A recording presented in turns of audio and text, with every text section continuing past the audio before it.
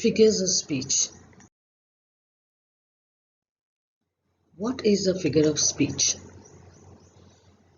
Figurative language is also called figures of speech. Figures of speech change the literal meaning of words. They capture a physical sensory effect. In other words, when we have a little more colorful, dynamic kind of speech, which is more exciting, that means we have used figures of speech. In this unit, we will be learning about inversion, synecdoche, tautology, interrogation, and transferred epithet. Inversion is a change in normal prose word order. Now, this is to add emphasis or to draw attention and to cause the reader to consider an idea differently. Like we would say in normal prose, nothing is impossible. But when we invert the words or change the order of the word to impossible is nothing, it adds effect to the sentence. Inversion is also known as anastrophe. It reverses the normal order of words to achieve a particular effect. For example, the soldier strong instead of the normal the strong soldier. Example of normal sentences, he reacts so quickly that no one can match him. In inversion, we can write it like, so quickly does he react that no one can match him. Seldom have I worked so hard in my life. Never have I experienced such cold weather. Or rarely do we start work before 9 in the morning are some examples of inversion. Synecdoche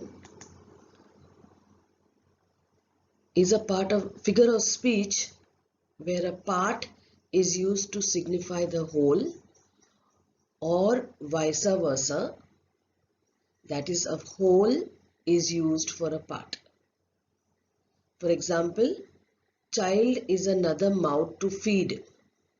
10 workers are 10 hands and he belongs behind bars. So actually we mean when we say that he has more mouths to feed, he is not only feeding the whole mouth, he is feeding people.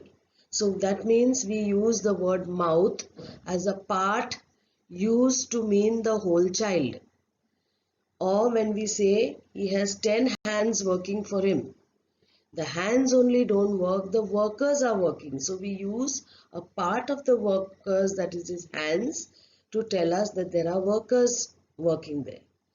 Or on the other hand, we use a whole for the part. For example, Germany invaded Poland.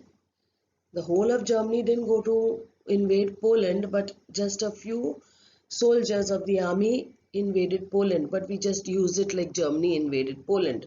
Or when we say that India defeated Australia, if it is a cricket match, only 11 players from India defeated Australia, but we use the whole, like we say India, for the 11 players. Okay, so synecdoche is when we use a part to designate a whole or to a whole to designate a part.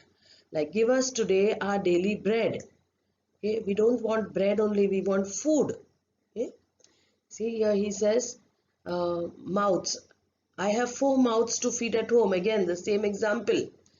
Meaning I have 4 family members to feed at home, where mouths are a part used to represent the whole.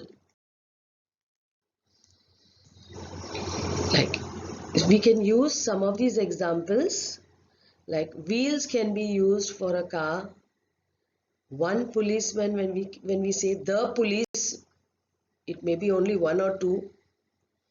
Plastic can be used as a whole for all credit cards, or any cola drink like Sprite, Thumbs Up, can be coke, and we use for a soldier we can say army. Okay. Now, all hands on deck. Another example, meaning we need everybody's help, not only the hands. Lend me your ears. Lend me your ears doesn't mean I have to go and give my ears. It means that I have to listen to the person. Okay? So these are some examples of synecdoche. Moving on to tautology, which is the repetition of the same idea with another word or phrase. It is the use of unnecessary words to express the same idea. For example, pure unadulterated milk is sold here. The meaning of pure is the same as unadulterated. So we could use only one word, but in tautology, two words or another phrase is used to mean the same thing for added effect. The second example, let us join it together. When we join something, we put it together. So actually there is no need to use the same word, but again tautology is used for added effect. Like in this example, the woman starts saying, in my opinion. She's already thinking, but then she adds, I think, which is another example of tautology. More examples of tautology, which is a needless repetition of a single concept. Now, when we use the word gunman, we already know that the man is armed or has a gun. But in tautology, we will say armed gunman. We also know that a bachelor is a person who isn't married or who is single. But we can say single bachelor. Another example is the Gobi is a very dry desert. A desert is already a very dry place. So we don't need to say it is dry. Then, please prepay. Prepay means to pay in advance. So if you say please prepay, it is more than enough. But now we will say in tautology, please prepay in advance.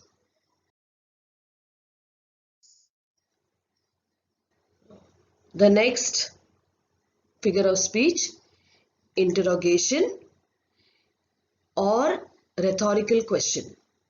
Now this is a statement thrown in the form of a question just for emphasis or added effect. And in interrogation or rhetorical question, no answer is expected to such a question. For example, are we not the finest people in the world? Am I my brother's keeper? Okay. It is the asking of a question not for the sake of getting an answer, but to point out that statement more effectively. And interrogation again is also known as rhetorical question. For example, am I my brother's keeper? Where we don't expect an answer. Some examples of interrogation. Don't you want to help your mother? Meaning, please come and help your mother. Sometimes a rhetorical question or interrogation is really just a different way of saying a sentence. Okay. Some other examples, we use these in daily life. Why me? When I say why me, I don't expect the other person to answer. Why should I bother? Or who cares? These are some more examples of interrogation. We now move on to transferred epithet, which is a figure of speech in which the epithet or the adjective is transferred from one word to which it belongs to some other word closely connected with it. For example, he stood upon the dizzy cliff. The person was dizzy or giddy, not the cliff. But when we put it like this in a sentence, this makes the sentence more effective. Another example, he passed a sleepless night. The night is not sleepless here. The person is. But we transferred the epithet from person who is sleepless to the night. Another example, he has had a very happy morning. Now, the morning is not happy, but he is happy. And this is another example when we transfer an epithet from its proper word to another which is closely associated or connected with it. Another example, he closed his busy life at the age of 60. Now, life is not busy. The person has been busy. Here another example, I admit it was a fun day. Now, the girl's experiences were fun, not the day. Some more examples of transferred epithet. A careless match. It means we played the match carelessly. The weary road. The weary man or the tired man walked on the road. Then, and another example in conversation, Jim, you look pale and tired. What's the matter with you? I'm not myself today because I tossed on my sleepless bed all night. So he was sleepless, not his bed. And some more examples. We spent an anxious night. The president has a busy schedule.